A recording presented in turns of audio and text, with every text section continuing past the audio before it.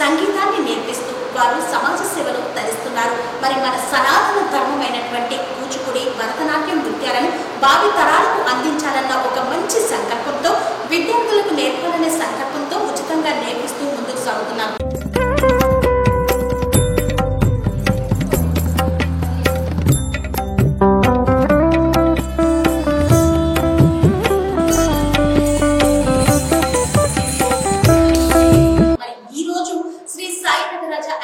Chairman అయినటువంటి తులసి గారితో మనం ఉన్నాం. అసలు వారు ఈ యొక్క ప్రస్థానాన్ని ఎలా మొదలు పెట్టారు, ఎందుకు విద్యార్థులకు ఫ్రీగా నేర్పిస్తున్నారు అనే విషయాన్ని వారి మాటలోనే అడిగి తెలుసుకున్నాం. నమస్కారం, ఎలా ఉన్నారు? బాగున్నారు. సో భరతనాట్యం, కూచిపూడి అనేది మన భారతదేశంలో సనాతన ధర్మం ఎలాగైతే మనం పాటిస్తున్నామో అలాగే మన ఆచార వ్యవహారాలు, సంస్కృతులు నృత్యం ద్వారా నేర్పుతూ ఉంటాం. సో అలాంటి నృత్యాన్ని ఇప్పుడు అసలు ఉన్నటువంటి సమాజంలో ఇలాంటి నృత్యం ఉందా అనే సిచ్యువేషన్ కూడా మనం వచ్చాం. ఆ నృత్యాన్ని మరి పిల్లలకు నేర్పిస్తూ వారి ఎన్నో కార్యక్రమాలు చేపిస్తూ వారు ముందుకు వెళ్తున్నారు. ఎలా అనిపిస్తుంది? ఆ పిల్లలకు నేర్పియాలన్న ఆలోచన ఎలా వచ్చింది? ముందుగా పేరెంట్స్కి మనం చాలా అభినందనలు చెప్పాలి. ఈ రోజుల్లో కూడా ఇంకా ఈ తనను అంత అభిమానిస్తున్నారంటే చాలా ముందు వారికి చెప్పాలి మనం. ఎందుకంటే పిల్లలకి ఒక చదువే కాకుండా వాళ్ళకు ఒక కళ ఉండాలి, మన సాంప్రదాయాలు తెలియాలి అని వాళ్ళు చాలా ముందుండి నడిపిస్తున్నారు. నిజం చెప్పాలంటే అంతమంది పిల్లలకి నేను చెప్తున్నానంటే, అంతమంది నా దగ్గరికి వచ్చి నేర్చుకుంటున్నారు అంటే అది నాకు చాలా అదృష్టంగా భావిస్తాను. ఎందుకంటే ఈ కళ అనేది నాకు లైఫ్ అనుకుంటాను. సో అలా నేర్పిస్తూ ముందుకు వెళ్తున్నాను. మీరు కూచిపూడి నృత్యం నేర్చుకున్నాను? కూచిపూడి అనేది నేను చెప్పాలంటే మొదట మాది విలేజ్ అండి. ఫస్ట్ మాది ఎక్కడంటే అమలాపురం దగ్గర చిన్న గ్రామం బండార్గల్ కన్నా. మా నాన్నగారికి చాలా ఇష్టం ఈ కళలు, భక్తి సంగీతం. మా ఇంటి పక్కన చిన్న రామాలయం ఉంటుంది, టెంపుల్. దాంట్లో కొంచెం చిన్నప్పటి నుండి భక్తి పాటలని మా నాన్నగారు చాలా ఎంకరేజ్ చేసేవారు. తర్వాత నాకు అవకాశం వచ్చిన తర్వాత ఈ కూచిపూడి అనేది నేను 2 పిల్లలకి తల్లిని అయిన తర్వాత అడుగు పెట్టాను. చిన్నప్పటి నుండి ఉన్న ఇష్టంతో అది కూడా సిద్ధమాల గారు గురువు గారి దగ్గర జాయిన్ అయ్యి ఆవిడ ఎంగేజ్తో నేను ఇది మాస్టర్స్ కూడా చేయగలిగాను. ఇప్పుడు ఇంతమంది పిల్లలకి నేను విద్య పంచుకున్నానంటే నా తల్లిదండ్రులు చేసిన పుణ్యం, వాళ్ళ ఆశీర్వాదం అనేది నాకు కాపాడుతుంది అని నేను అనుకుంటాను. సో ఇప్పుడు ప్రస్తుత సమాజంలో ఏ చిన్నది నేర్పించాలన్నా డబ్బుతో కూడుకున్న విషయం. డబ్బు ఎక్కువ ప్రధానంగా తీసుకుంటూ ఉంటారు. కానీ మీరు ఎంతో కష్టపడి నేర్చుకున్న విద్యను విద్యార్థులకు ఉచితంగా నేర్పిస్తుంది. అలా ఒక్కటే కాదు, ఎన్ని చోట్ల చాలా మీకు ఇప్పటి వరకు కూడా చాలా, అంటే ఇక్కడ రామనగర్లో ఇంకా ఎక్కడెక్కడ ఉన్నాయి మేడం మీ అకాడమీస్? అక్కడ ఏంటంటే మెయిన్ మనకి రామనగర్ ఇది అకాడమీ. తర్వాత నేను పద్మనాభనగర్ కొంచెం చెప్తాను. అమర్పేటలో పోలీస్ లైన్ కూడా నేను నేర్పిస్తాను. అలాగే త్యాగరాజ గారి సంఘం కూడా నేను గురువుగా పిల్లలకు నేర్పిస్తాను. ఈ ఫ్రీగా నేర్పాలన్న ఆలోచన ఎలా వచ్చిందండి? ఇదే ఫ్రీగా అనేది నేను గానసభలో మాత్రం ఫ్రీగా చెప్తాను. మిగిలిన చోట్ల మాత్రం నేను కొంత ఫీజు అనేది తీసుకోవాలి. ఎందుకంటే ఫీజు కడితే పిల్లలు కూడా నేర్చుకోవాలి, తల్లిదండ్రులు కరెక్ట్గా పంపించాలి అన్న ఒక ఆలోచనతో కూడా తీసుకొస్తూ ఉంటారు. సో ఎంతమందికి ఇప్పటి వరకు నేర్పించాను? నేను చెప్పలేను. చాలా మంది ఇంట్రెస్ట్ కూడా వస్తారు. కానీ నా దగ్గర కొంచెం పిల్లలు మాత్రం తొందరగా మాత్రం వెళ్ళరు. వాళ్ళు ఎక్కడికైనా వెళ్తారు, లేదా స్టడీ 10th వచ్చారంటే మాత్రం 9th నుండి బ్రేక్ తీసుకుంటారు. అలా ఉంటుంది. ఓకే, 9th క్లాస్ వరకు వాళ్ళు పిల్లలు చూస్తారు. ఎల్కేజీ స్టార్ట్ చేస్తారంటే 9th వరకు కంటిన్యూ చేస్తారు. ఓకే, సో ఈ కూచిపూడి నృత్యం మొత్తం పూర్తి స్థాయిలో నేర్పించగలుగుతారండి మీరు? ఎగ్జామ్స్ కూడా ఉంటాయి. ఎగ్జామ్స్ అంటే సర్టిఫికేట్ కూడా ప్రొవైడ్ చేస్తాను. మన అకాడమీ నుండి అలాంటి అవకాశం ఉందా? ఉంది. రీసెంట్గా నేను సిటీలో పిల్లలు చేయించాను. శ్రీశైలం పిల్లలు ఇప్పుడు ఆగస్టులో మనము అయోధ్య కాశీ కూడా వెళ్తున్నాము. అలా ఉంటుంది. అంటే సీరియస్ తీసుకుని వెళ్తుంటాము. అంటే ఎక్కువగా పుణ్యక్షేత్రాలలో పర్ఫార్మెన్స్ ఎక్కువ ఉంటాయి కాబట్టి అక్కడనే మీరు ప్రోగ్రామ్స్ ఇస్తూ ఉంటారు. సో మరి పిల్లలు నేర్చుకున్న తర్వాత వాళ్ళు చాలా ఒక్కొక్కసారి హ్యాపీ మూమెంట్కి వెళ్ళిపోతారు. అట్లాంటి టైంలో మీ దగ్గరికి వచ్చినప్పుడు మీకు ఎలా అనిపిస్తుంది? చాలా హ్యాపీ అవుతుంది కదా పిల్లలకి. ఎందుకంటే వాళ్ళకి కమిషన్ తెలియదు, మనం ఏం చెప్తారు చేస్తారు, కానీ వాళ్ళు చాలా హ్యాపీగా నేర్చుకుంటారు. పేరెంట్స్ డెవలప్ చేస్తారు. అందరూ నాకు చాలా సపోర్ట్ ఉంటారు. ఇది ఫస్ట్ పేరెంట్స్ అనేది పిల్లలు. అందుకే నేను దీంట్లో నాకు ఎటువంటి టెన్షన్స్ లేకుండా హ్యాపీగా వెళ్ళగలను. ఇప్పుడు ఎన్ని సంవత్సరాలుగా చేస్తున్నారని? నేను 20 years నుండి ఇది కళలో ఉన్నాను. 40 సంవత్సరాలుగా అనర్హులుగా విద్యార్థులకు నేర్చుకుంటూ ముందుకు వెళ్తున్నారు. సో మీ దగ్గర నేర్చుకున్న విద్యార్థులు ప్రోగ్రామ్స్ ఇస్తారు కదా, చూస్తున్నారు, చాలా ప్రోగ్రామ్స్ చేస్తూ ఉంటారు. ఎవరికైనా బెస్ట్ అవార్డ్స్ ఏమైనా వచ్చాయా? మనము తీసుకెళ్ళిన ప్రతి చోట కూడా వాళ్ళు చాలా అభిమానిస్తారు. పిల్లలకు కూడా చాలా అవార్డ్స్ వచ్చాయి. వాళ్ళు కూడా చాలా హ్యాపీ, పేరెంట్స్ కూడా చాలా హ్యాపీ. ఇప్పుడు ఎక్కడికైనా ప్రోగ్రామ్స్ తీసుకెళ్ళినప్పుడు వాళ్ళ బాధ్యత మీరే తీసుకుంటారని, లేకపోతే తల్లిదండ్రులు తీసుకొస్తూ ఉంటారు? వస్తారండి, నేను ఉంటాను. నాతో పాటు ఒక తల్లిదండ్రులు కూడా నేను మదర్స్ చాలా సపోర్ట్ చేస్తారు. వాళ్ళ దగ్గర చూస్తుంటారు. చాలా హ్యాపీ ఉంటుంది వాళ్ళు చేయడం. అంటే వాళ్ళ పిల్లల కళ ప్రదర్శిస్తుంటే చూసుకొని వాళ్ళు తరిస్తూ ఉంటారు. అట్లా హ్యాపీనెస్ మూమెంట్ లో తల్లిదండ్రులు మీ దగ్గర ఎప్పుడైనా ఏమైనా చెప్పారా? వాళ్ళు చాలా హ్యాపీ అండి.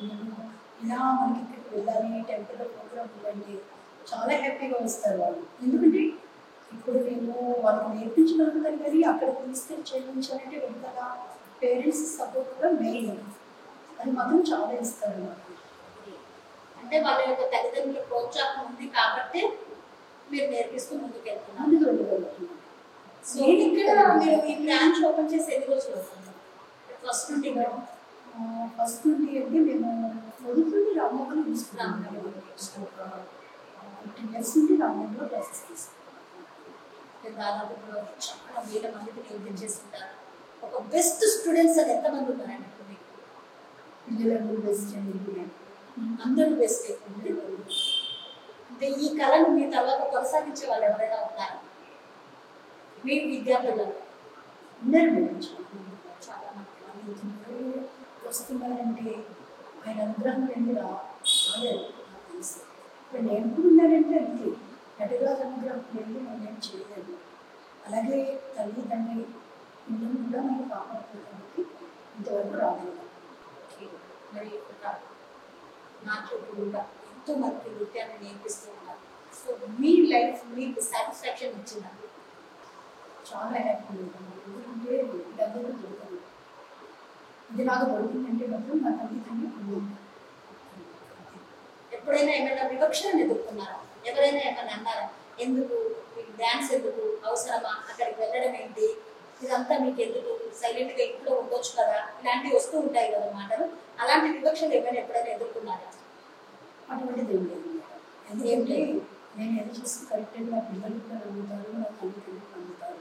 అందువల్ల నాకు ఇప్పుడు కూడా నేను వెళ్ళలేదు. నాకు గురువు కూడా కరెక్ట్గా దొరికాను కాబట్టి నేను ముందుకే వెళ్ళగలను. ఇంకా వెళ్ళవలసి చాలా ఉంది. మరి మీరు ఇద్దరు పిల్లలు పుట్టిన తర్వాత నృత్యం అంటే ఇష్టం ఉంటే నేర్చుకొని ఈ రోజు గురువు స్థాయికి వచ్చారు.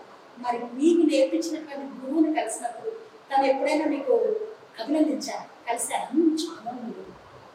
మా గురువు అంటే నాకు చాలా అభిమానం. ఎందుకంటే అభిమానంతోనే నేను రోజుకి ఉన్నాను. అది మాత్రం దగ్గర వచ్చు. ఈ డ్యాన్స్ నేర్పించేటప్పుడు ఫస్ట్ వాళ్ళు నమస్కారం చేస్తూ ఉంటారు కదా, అసలు ఆ నమస్కారం చేయకుండా డ్యాన్స్ అనేది ప్రారంభించారా? లేదు. ఎందుకంటే మనము భూదేవి ఇప్పుడు మన నడక కూడా వేరు, నాట్యం చేసుకుంటూ వేరు. మన కాలుతో మనము భూదేవిని మనం కనుగొన్నాం, కొడుతున్నాం. కాబట్టి భూదేవికి ముందు నమస్తే చేసి మనం ప్రారంభించాలి. అయిపోయిన తర్వాత కూడా నమస్తే చేసి ఆగిపోవాలి. అది ఒక సాంప్రదాయం. సో అదే సాంప్రదాయం ఇప్పటికీ కూడా కొనసాగుతుంది. సో ఆ మువ్వలు సౌండ్ వింటుంటే మాత్రము అసలు పిల్లలు కానీ ఎవరు కానీ నృత్యం చేస్తుంటే మనకు ఎక్కడ లేదు ఇట్లా గూస్ బంప్స్ వస్తాయి అన్నమాట. మనం నిజంగా సనాతన ధర్మంలో భక్తి భావంలో మునిగిపోతూ ఉంటాం. మీకు భక్తి అంటే ఎక్కువ, భక్తి ఎక్కువ, దైవారాధన ఎక్కువగా చేస్తూ ఉంటారా? ఉండాలి నాన్న, కళ్ళు ఉన్నట్టు ఉంటుంది.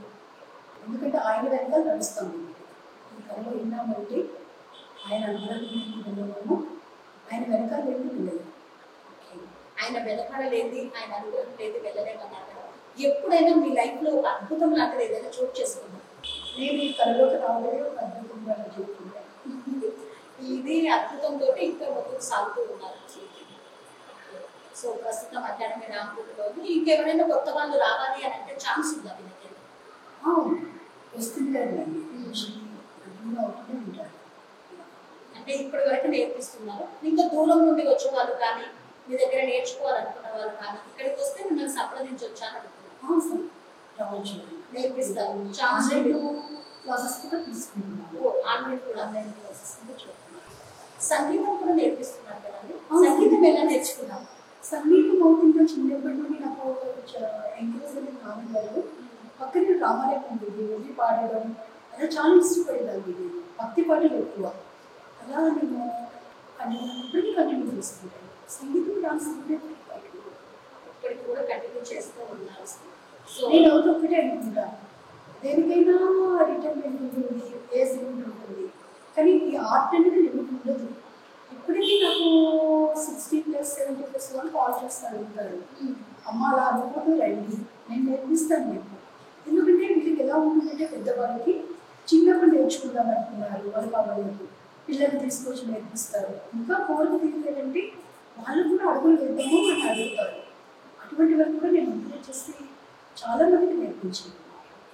అంటే పెద్దవాళ్ళు కూడా నేర్చుకోవచ్చు, ఇష్టం ఉంటే నేర్చుకోవచ్చు. నాకు ఏజ్తో సంబంధం లేదు, ఏజ్తో సంబంధం లేదు. ఇదేమి కాదు, ఏదైనా ఆర్ట్ అనే దానికి చేస్తూ సాధన ఉంటే ఏదైనా సాధించవచ్చు అన్నచ్చు.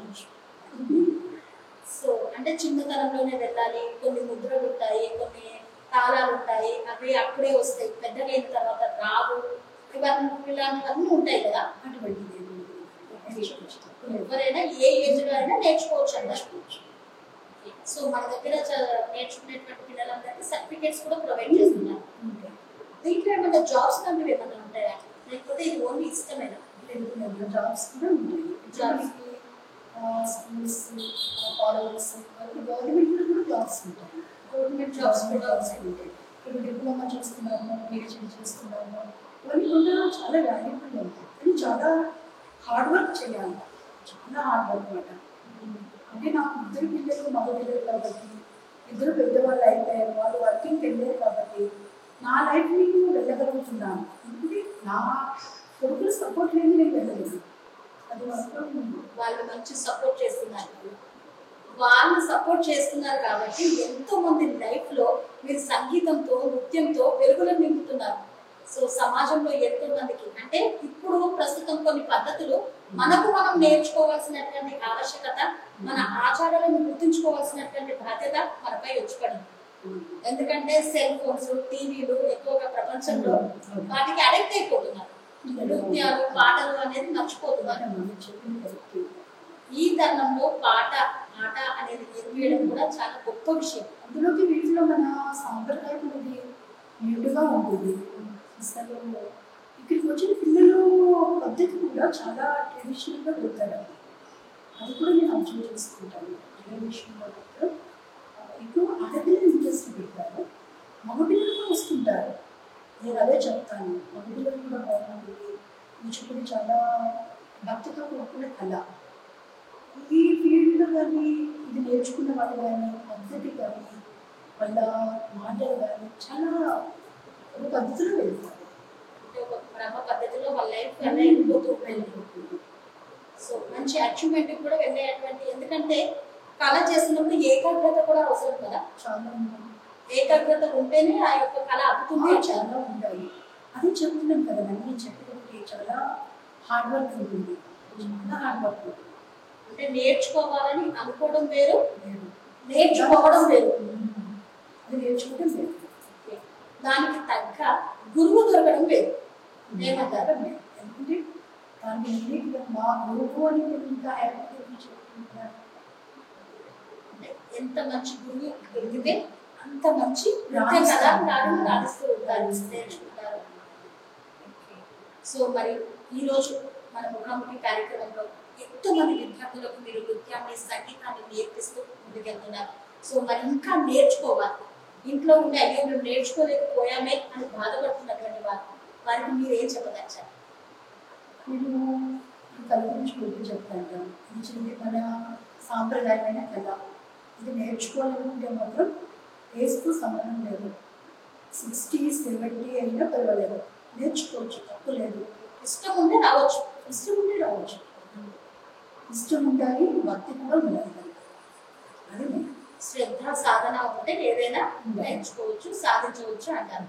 సో మరి ఎంతో మంది కూచిపూడి నృత్యం నేర్చుకుందామని మేము నేర్చుకోలేకపోయాం, మా పిల్లలకైనా నేర్పిద్దాం, కానీ ప్రస్తుత కాలంలో గురువు గారు ఎక్కడున్నారు, అసలు ఈ కళ వచ్చిన వారు ఎక్కడున్నారు అని వెతకడం కూడా చాలా కష్టమైపోయింది. అసలు కూచిపూడి నృత్యం, భరతనాట్యం ఇలాంటివి నేర్పించేటువంటి గురువులను దొరకబట్టడం చాలా కష్టమైనటువంటి పరిస్థితుల్లో మరి ఎంతో మందికి ఉచితంగా ప్లస్ అదే విధంగా విద్యతో పాటు ఈ యొక్క కళను కూడా నేర్పిస్తున్నటువంటి తులసి గారు ఈనాటి మన ముఖాముఖి కార్యక్రమంలో ఉన్నారు. మరి వారు ఇదే విధంగా ఇంకా ముందు మన సనాతన ఆచారాలను, ధర్మాలను పాటిస్తూ మన సంస్కృతిని విద్యార్థులకు బోధిస్తూ ముందుకు సాగుతున్నారు. మరి ఎంతో మంది విద్యార్థులను అత్యున్నత స్థాయికి తీసుకురావాలని మనసారా ఆకాంక్షిస్తూ థ్యాంక్ యూ అండి. స్వామి బోధానంద గోసేవ ఆశ్రమం, సైథాపూర్. జ్యోతిష్యం, వాస్తుశాస్త్రం మన పూర్వీకులు మనకిచ్చిన వరం. దుర్గాదేవి, కాలభైరవ ఉపాసనతో వాక్సిద్ధి పొందిన శ్రీ శ్రీ బోధానందగిరి స్వామివారు మీకు ఎలాంటి సమస్యలున్నా, వాటిలో ముఖ్యంగా ధన నష్టం, ఆరోగ్య నష్టం, భార్యాభర్తల మధ్య గొడవలు, ప్రేమించుకున్న వారు దూరం అవడం, ఎన్ని సంబంధాలు వచ్చినా పెళ్లి ముడి పడకపోవడం, రోడ్డు ప్రమాదాలు, అప్పుల బాధలు, వ్యవసాయంలో నష్టాలు, పెద్దల మాట పిల్లలు వినకపోవడం, ఆరోగ్య శాంతి, గృహశాంతి, మనశ్శాంతి లేకపోవడం, ఇలాంటి సమస్యలు ఉన్నట్లయితే ఒక్కసారి స్వామీజీని కలవండి, మీ సమస్యలకు తగిన పరిష్కారాన్ని పొందండి. అంతేకాక అన్ని రకాల వ్యాధులకు గోపంచకవ్య మరియు మూలికా వైద్యం చేయబడును. నమ్మకంతో రండి, ఆయురారోగ్యాలతో వర్ధిల్లండి. మా అడ్రస్ స్వామి బోధానంద గోసేవ ఆశ్రమం, సైథాపూర్, వీరభద్ర స్వామి గుడి దగ్గర, యాదగిరిగుట్ట. సంప్రదించవలసిన నెంబర్ 9849213754 మరియు 9618034138.